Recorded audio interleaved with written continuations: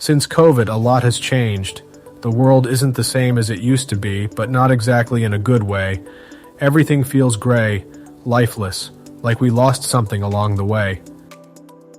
And if you're honest with yourself, you feel it too. Every new year we hear the same thing. Next year will be my year for real. Except it wasn't. Not in 2023, not in 2024, and it won't be in 2025 either unless you force it to be. So spare me a bit of your time, and I'll force you to lock in for 2025. But just a quick disclaimer, I'm not here to motivate you. Motivation is a sugar rush, and I'm not selling candy. I'm here to give you the tools, the perspective, and, if needed, a hard reality check to make this your actual year. Now, I'm not going to be too hard on you. I know you've been trying, or at least you think you have. Maybe you started a bulking plan but quit after 2 weeks because life got busy. Maybe you set goals that were vague enough to be ignored. I want to be better. Better at what? Breathing. You've been doing that since birth. Trying isn't enough. And no, you're not failing because life is unfair, even though, yeah, it kinda is. You're failing because you're waiting for life to align around your vibes.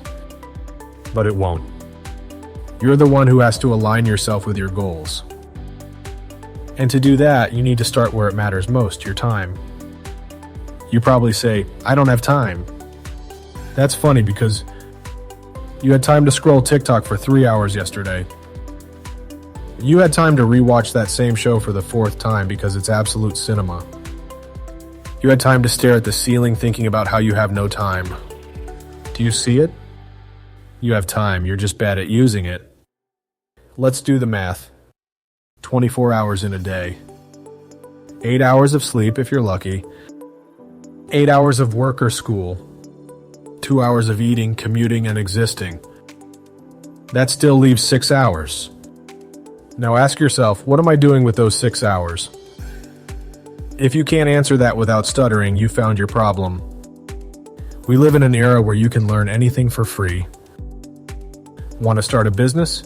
There are tutorials, templates, and AI tools that practically walk you through it.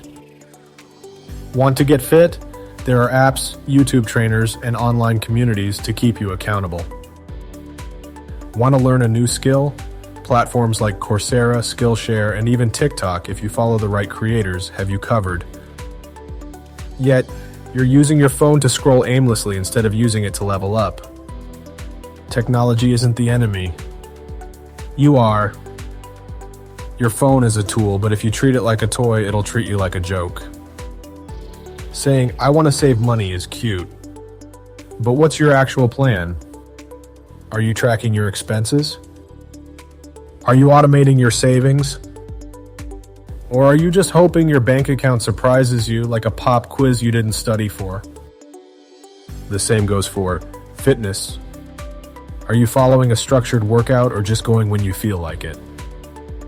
Learning. Are you actually studying or just buying courses and never watching them? Relationships. Are you putting in effort or are you just hoping things magically work out? Goals are worthless without systems. Systems are what make you show up even when you don't feel like it. They're the meal preps, the study schedules, the workout plans. They're what separate the people who achieve from the people who talk about achieving. Most things that will make you successful are not exciting. It's boring. It's repetitive. It's waking up early to work out when you'd rather sleep. It's saying no to plans so you can study. It's putting in effort when no one is clapping for you. The grind isn't supposed to feel good, it's supposed to feel necessary. The sooner you stop expecting every step to be fun, the sooner you'll start seeing results. You've been sold the idea that you can balance everything perfectly. Work, life, growth, rest. Reality check, that's a lie. If you want something badly enough, you'll have to let other things slide. That doesn't mean burning out. But it does mean prioritizing like your life depends on it, because it kind of does. Your goals can't be squeezed into the cracks of your schedule. They need to be front and center. So ask yourself, am I really trying?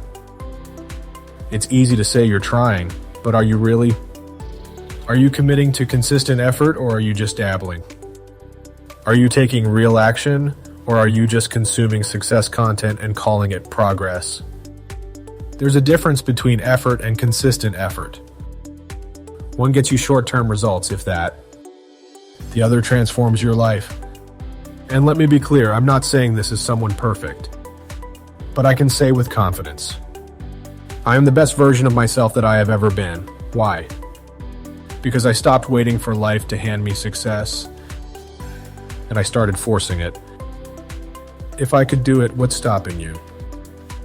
This isn't some cheesy, you got this pep talk. You might not have this. That's up to you, but I'll tell you this. If you decide to lock in and really commit, 2025 can be the year you stop saying, "Next year will be my year," and start saying, "This year is mine." The world isn't going to fix itself for you. But you're smart, you're strong, you're adaptable. And most of all, you're a cutie pie. You can fix yourself. And maybe, just maybe, that'll bring a little color back into everything else too. So, are you in? Or are we having this same conversation next year?